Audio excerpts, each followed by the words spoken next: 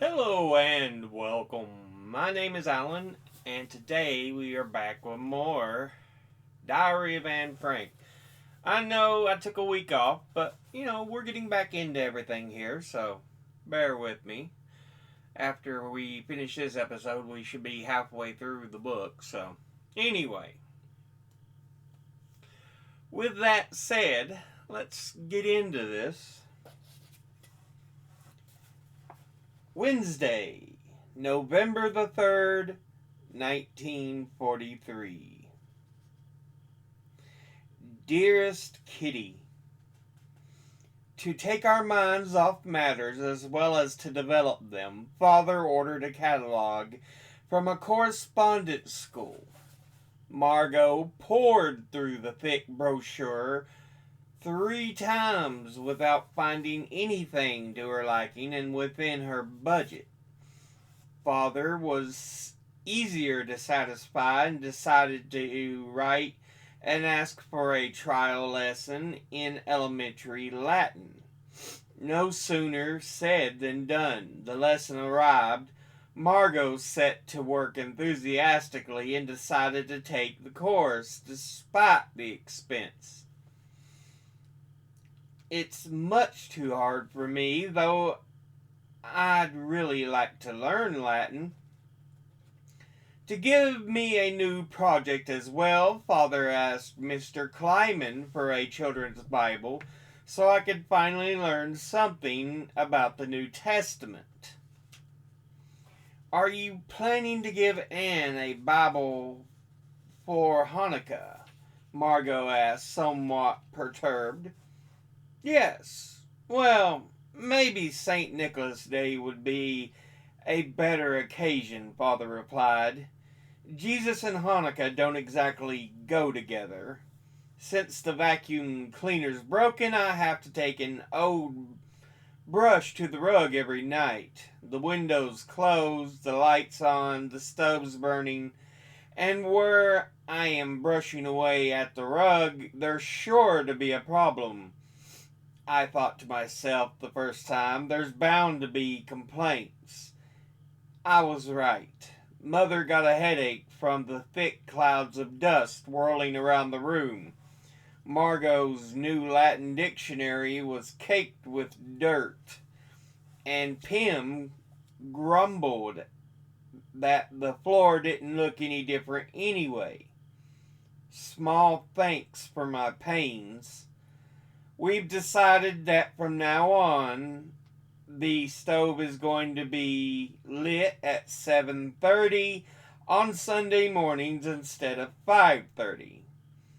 I think it's risky. What will the neighbors think of our smoking chimney? It's the same with the curtains. Ever since we first went into hiding, we've been tacked firmly to the windows. They've been tacked firmly to the windows. Sometimes one of the ladies or gentlemen can't resist the urge to peek outside. The result? A storm of reproaches. The response? Oh, nobody will notice. That's how every act of carelessness begins and ends. No one will notice. No care, or no one will hear. No one will pay the least bit of attention. Least to say, easy to say, but is it true? At the moment, the tempestuous quarrels have subsided. Only Dussel and the Van Dams are still at loggerheads. When Dussel is talking about Mrs. Van Dam, he invariably calls her that old bat, or that stupid hag, and conversely Mrs. Van Dam refers to our ever so learned gentleman as an old man, or a touchy neurotic spinster, etc. The pot calling the kettle black. Yours, Anne.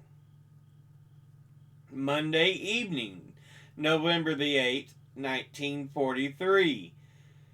Dearest Kitty, if you were up to read all my letters in one sitting, you'd be struck by the fact that they were written in a variety of moods. It annoys me to be so dependent on the moods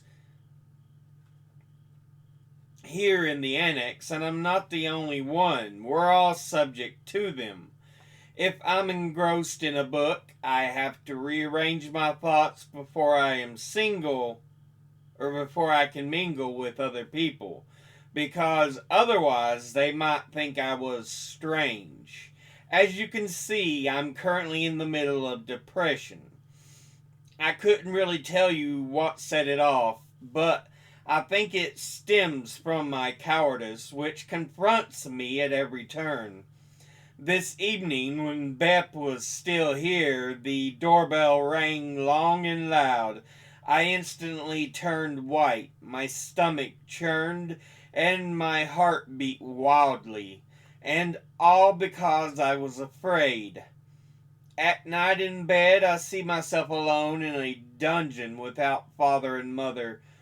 Or I'm roaming the streets, or the annex is on fire and they come in the middle of the night to take us away, and I crawl under my bed in desperation. I see everything as if it were actually taking place, and to think it might all happen soon. Miep often says she envies us because we all have peace and quiet here. That may be true, and she's obviously not thinking about our fear. I simply can't imagine the world will ever be normal again for us. I do talk about after the war, but it's as if I were talking about a castle in the air, something that can never come true. I see the 8 of us in the annex as if we were a patch of blue sky surrounded by menacing black clouds. The perfectly round spot on which we're standing is still safe, but the clouds are moving in on us, and the ring between us and the approaching danger is being pulled tighter and tighter. We're surrounded by darkness and danger, and in our desperate search for a way out, we keep bumping into each other. We look at the fighting down below and the peace and beauty up above. In the meantime, we've been cut off by the dark mass of clouds, so that we can go neither up nor down. It looms before us like an impenetrable wall, trying to crush us and not yet able to. I can only cry out and implore, "Oh, ring, ring, open wide and let us out." Yours, Anne. Thursday, November the 11th, 1943. Dearest Kitty, I have a good title for this chapter. Ode to my fountain pen, in memoriam. My fountain pen was always one of my most prized possessions. I valued it highly, especially because it had a thick nib, and I can only write with thick nibs.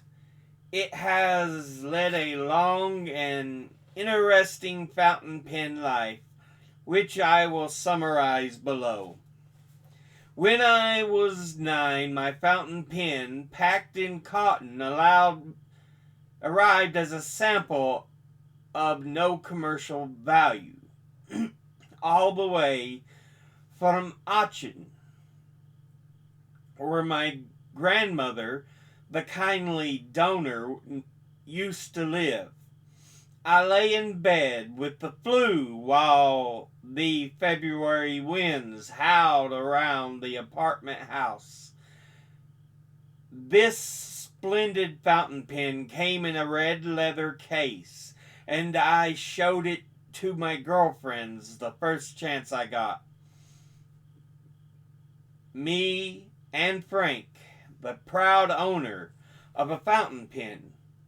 When I was 10, I was allowed to take the pen to school, and to my surprise, the teacher even let me write with it. When I was 11, however, my treasure had to be tucked away again because my 6th grade teacher allowed us to use only school pens and ink pots.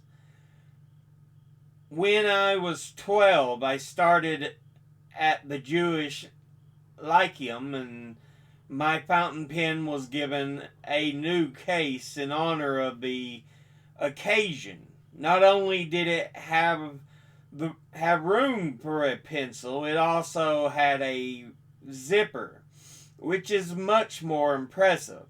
When I was 13, the fountain pen went with me to the annex, and together we raced through countless diaries and compositions.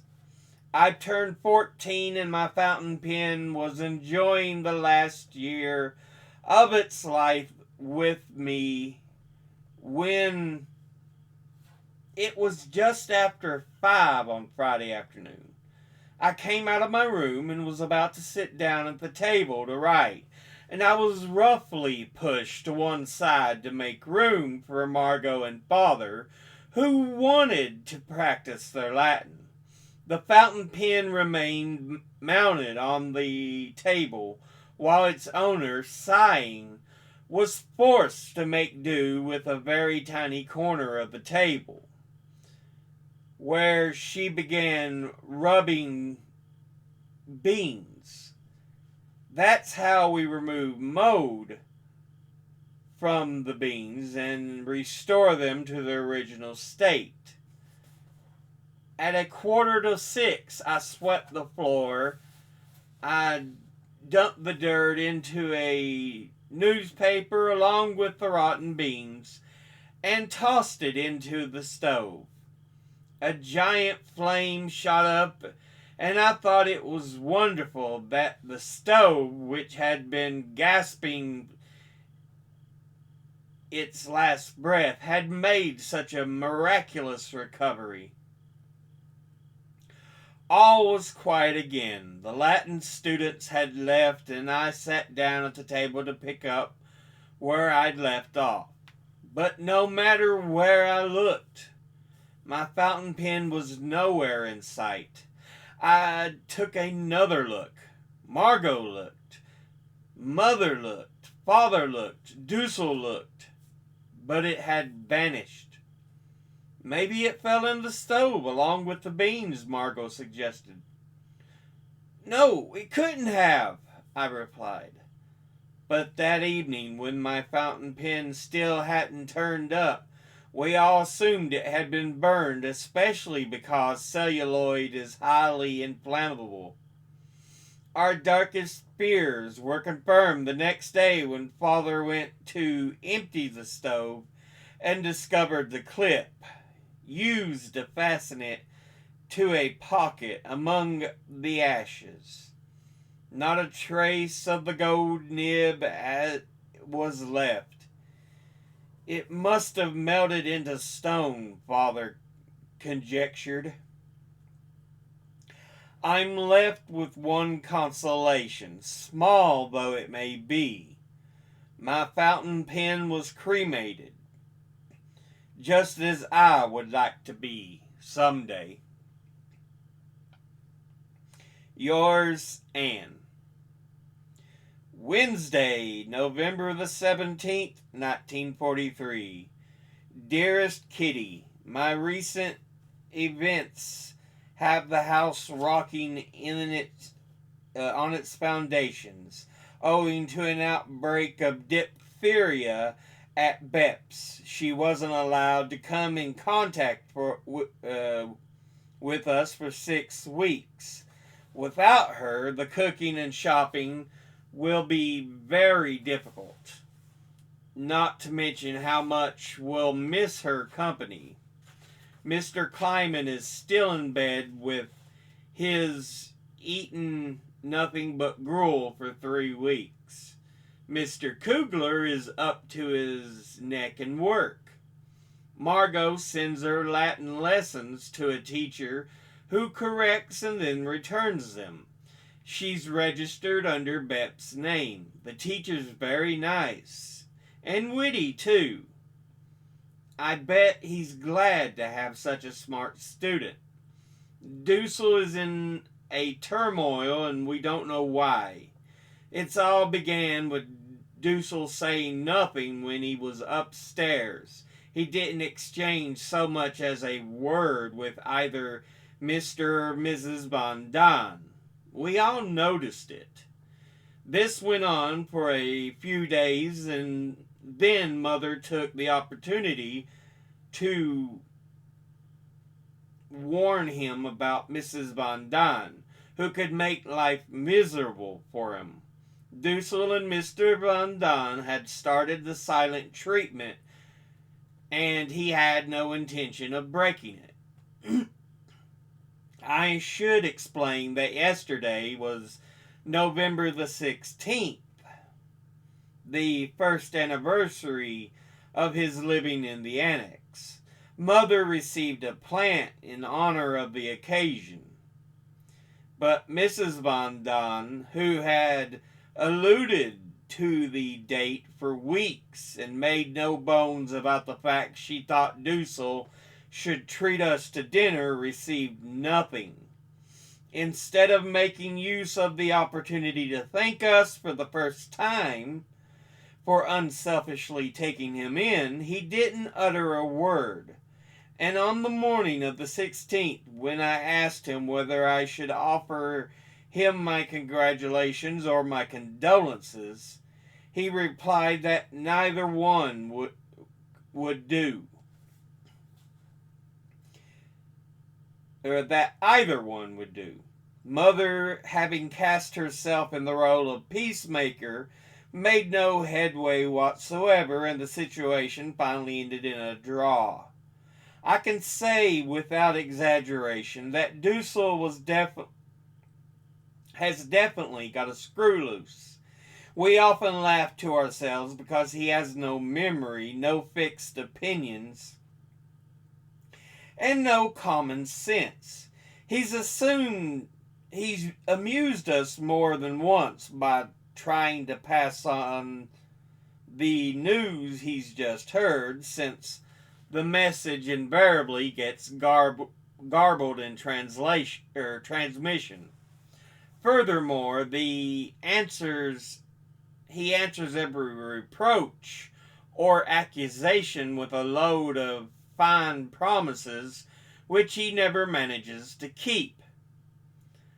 Der Mann hat einen großen Geist und ist so klein von Taten. Yours, Anne. Saturday, November the 27th, 1943. Dearest Kitty, last night, just as I was falling asleep, Hanneli suddenly appeared before me. I saw her there, dressed in rags, her face thin and worn. She looked at me with such sadness and reproach in her enormous eyes that I could read the message in them. Oh, Anne, why have you deserted me? Help me, rescue me from this hell. And I can't help her. I can only stand by and watch while other people suffer and die. All I can do is pray to God to bring her back to us. I saw Hanneli and no one else, and I understood why. I misjudged her. Wasn't mature enough to understand how difficult it was for her. She was devoted to her girlfriend, and it must have seemed as though I were trying to take her away. The poor thing, she must have felt awful. I know because I recognized the feeling in myself. I had an occasional flash of understanding, but then got selfishly wrapped up again in my own problems and pleasures. It was mean of me to treat her that way, and now she was looking at me, oh, so helplessly, with her pale face and beseeching eyes. If only I could help her. Dear God, I have everything I could wish for, while fate has her in its deadly clutches. She was as devout as I am, maybe even more so, and she too wanted to do what was right. But then why have I been chosen to live while she's probably going to die? What's the difference between us? Why are we now so far apart? To be honest, I hadn't thought of her for months. No, for at least a year. I hadn't forgotten her entirely, and yet it wasn't until I saw her before me that I thought of all her suffering. Oh, Hanneli, I hope that you live to the end of the war and return to us. I'll be able to take you in and make up for the wrong I've done you. But even if I were ever in a position to help, she wouldn't need it more than she does now. I wonder if she ever thinks of me and what she's feeling. Merciful God, comfort her so that at least she won't be alone. Oh, if only you could tell her that I'm thinking of her with compassion and love. It might help her go on. I've got to stop dwelling on this. It won't get me anywhere. I keep seeing her enormous eyes and they haunt me. Does Hanneli really and truly believe in God, or has religion merely been foisted upon her? I don't even know that. I never took the trouble to ask. Hanneli, Hanneli, if only I could take you away. If only I could share everything I have with you. It's too late. I can't help or undo the wrong I've done. But I'll never forget her again. And I'll always pray for her. Yours, Anne. And that is the end of the first half of the book. Yeah. A note here. In the last entry at the end of it, she quoted German. Der Mann hat einen großen Geist und ist so klein von Taten. Which it says is a well-known expression meaning the spirit of the man is great, how puny are his deeds.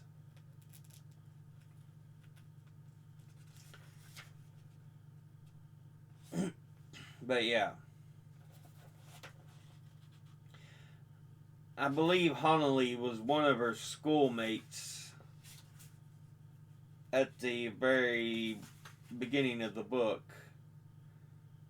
It's been so long since we were at that part, but yeah.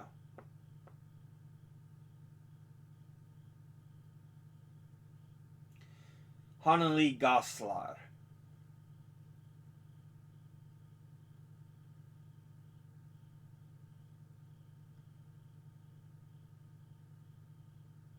So yeah.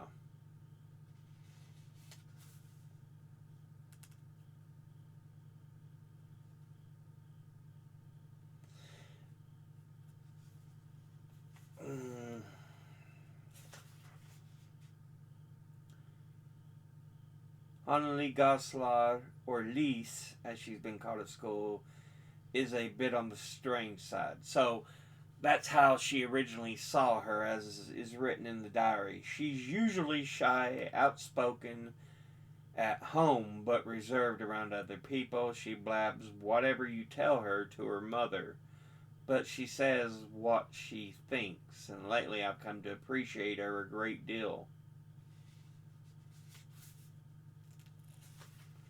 That, like I said, that was back in the first of the book here.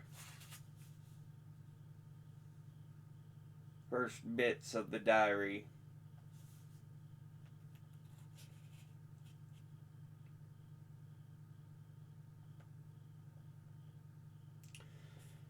I'm just trying to see if they have anything else mentioning Hanneli.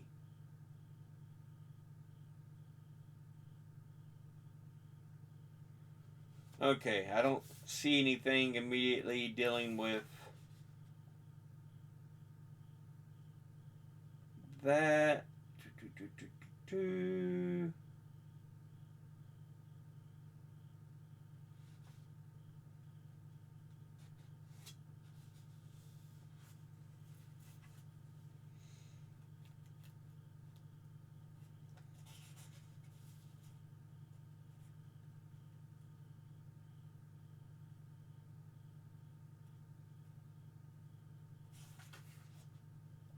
Anything else?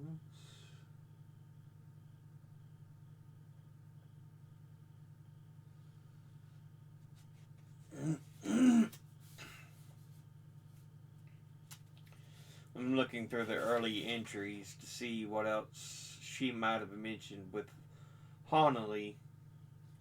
But yeah, obviously she's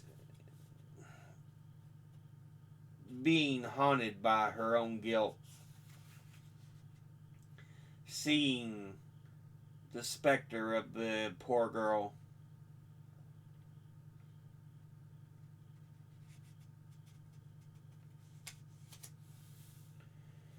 Poor Lise, it isn't easy for her to study at home. Her baby sister's a spoiled little 2-year-old.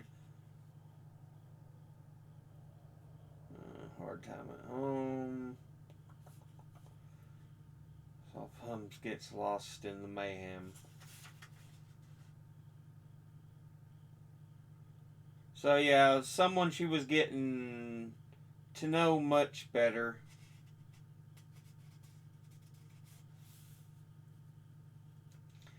Getting along with much better.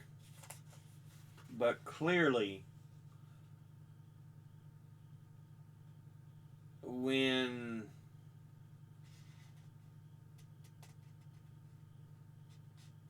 um, they had to go into hiding,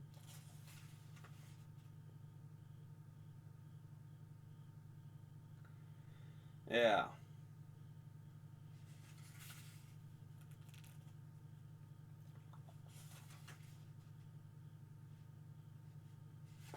Okay.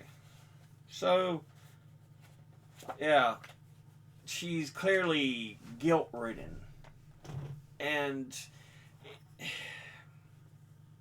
it's often a moment many people come to where they're like, what was the difference between us? Why did I live? Why did I succeed when they didn't? You know, sometimes, usually, you're thinking, I see no real difference between us that would have made a real difference, would have decided the outcome. But yet, it is. Or they may even think to themselves, they're better off than I was. They should have had an advantage. Why? What happened? It's one of them very self turmoil moments.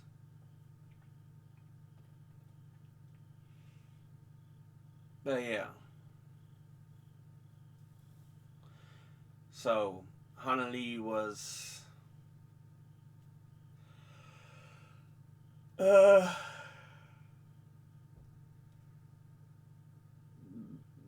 becoming someone she really appreciated.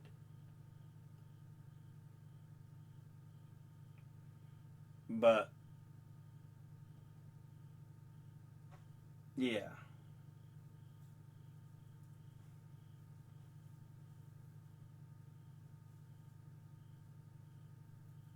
Sometimes pure chance makes fools of even the best prepared.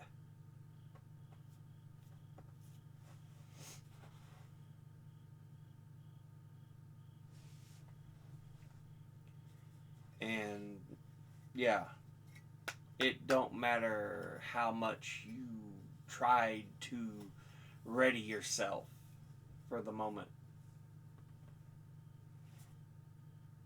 Sometimes it's just, yeah, it happens anyway.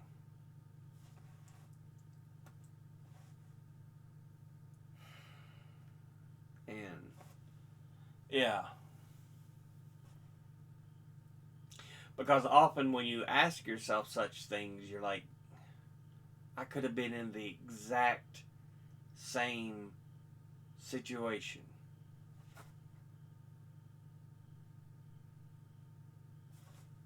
So yeah, um, it's a real moment of self reflection and guilt and other emotions when she's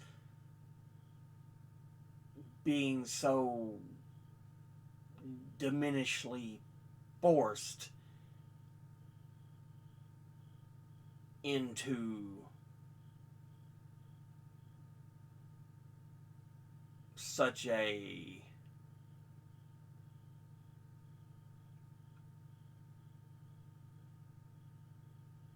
crowded space.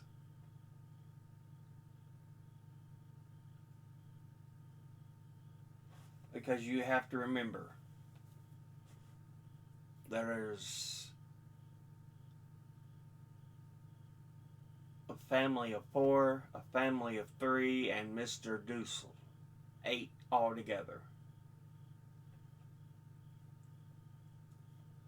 They're all crowded in this annex of the building as the being used as a hiding place.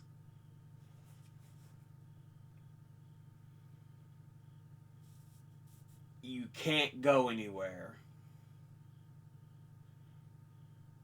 There's little you can do.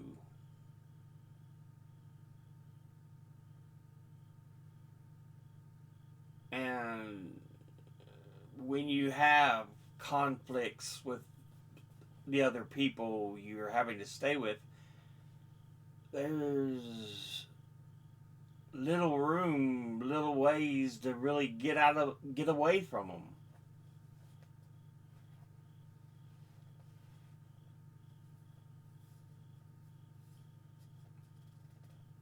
And so there's all this pressure on her psyche. So she's feeling the depression, the guilt, the sorrow, frustration,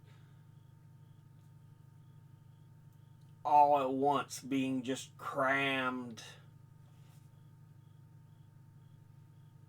into who she is trying to grow into. Because remember, she's just 14-year-old.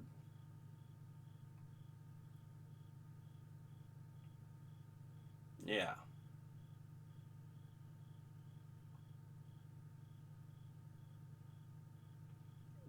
So you have all these emotions, and then you're also going through puberty and experiencing all these hormones flooding your body, and it's like,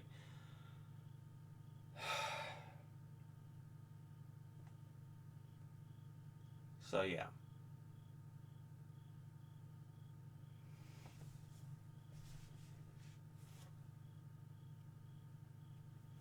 And I imagine knowing what others could be going through, yeah, it really makes for a vivid, it really causes a vivid hallucination for her.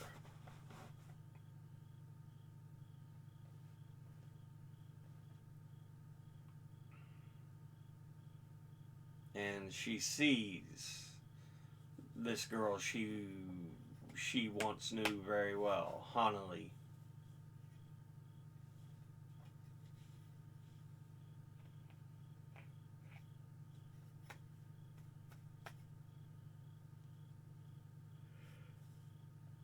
And of course, that guilt and sorrow is making her think, I wish I would have treated her better. I wish I'd let her know how much I appreciated her. You know, I am so sorry, Hanneli. That, yeah. Anyway, in the middle of the book here, they have a pictorial section. Picture of Robert and Otto Frank when they were in the German army in 1916 for World War One.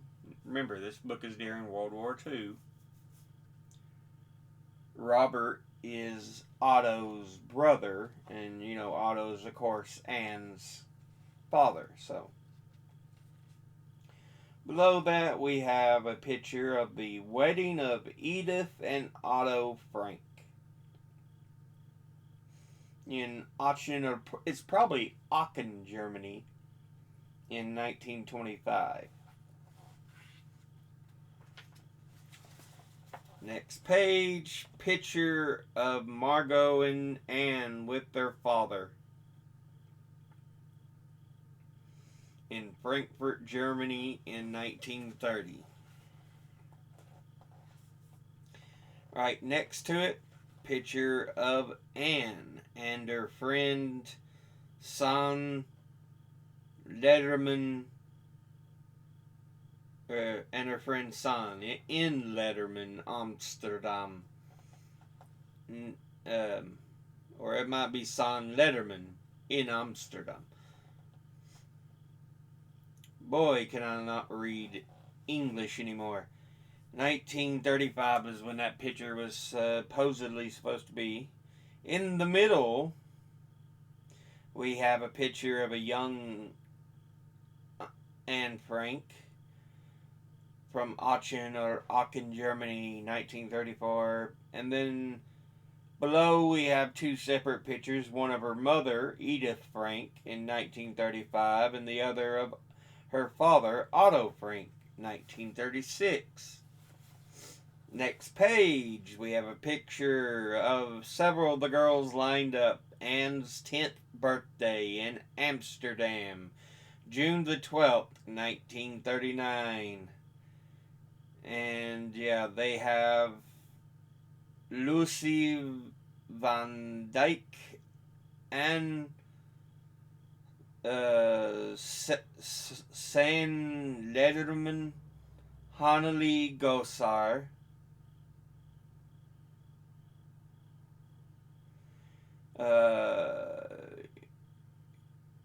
Jultje Katalaper, Katie Egidi, Mary Bos, Itje Swillens. So yeah, and they're just all lined up together. If you're all kind of interested, yeah.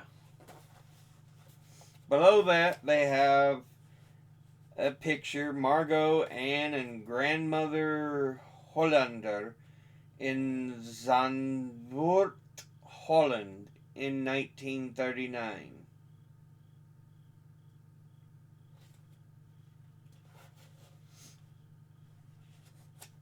Next page, we have a picture of Anne from Amsterdam in 1941.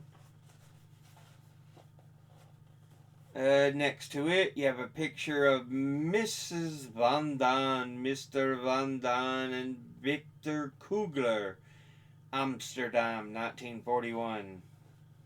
And below that, you have a picture of Otto, Anne, and Margot Frank walking along with other guests to the wedding of Jean and Miep Gies, Amsterdam, June 1941.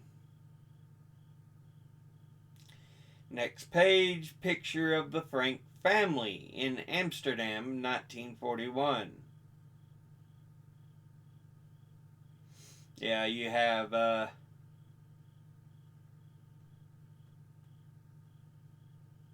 from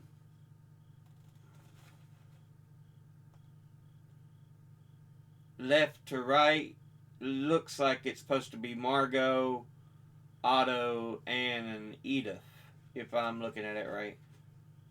And then below that you have Anne, Amsterdam, 1935 to 42. And there's a number of pictures all posted together in range showing how she's changed over the years. Next page, 263. Prinsgjakt, Amsterdam, the front view.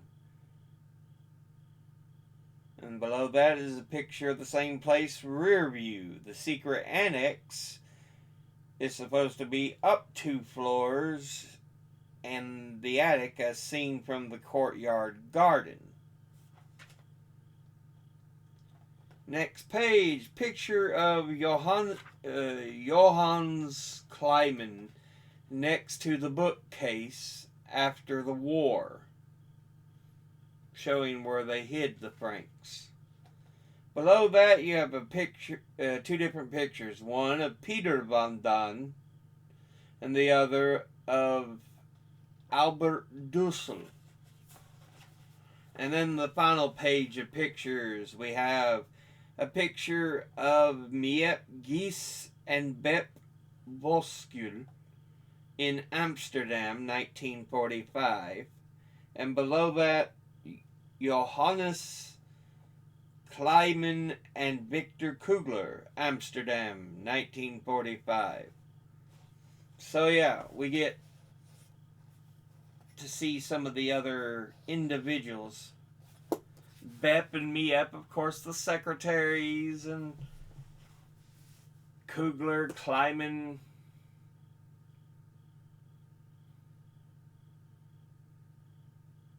There was a third man, I can't remember his name right now, it escapes me for some reason. They all worked at the agency that Otto had worked at.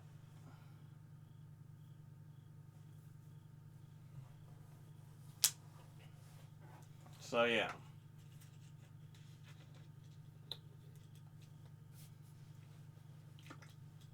At least that's what I'm assuming from what I recognize.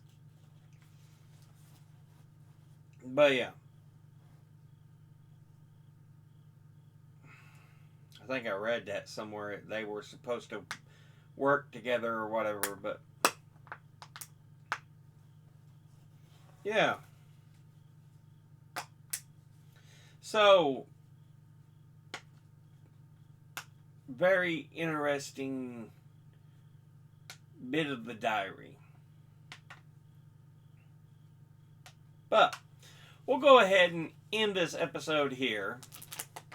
As always, educate thyself. Think, read, study, learn. Someone tells you something you have trouble believing, ask them to cite their sources. Thank you for watching. I'll see you all in the next one. Until then, later.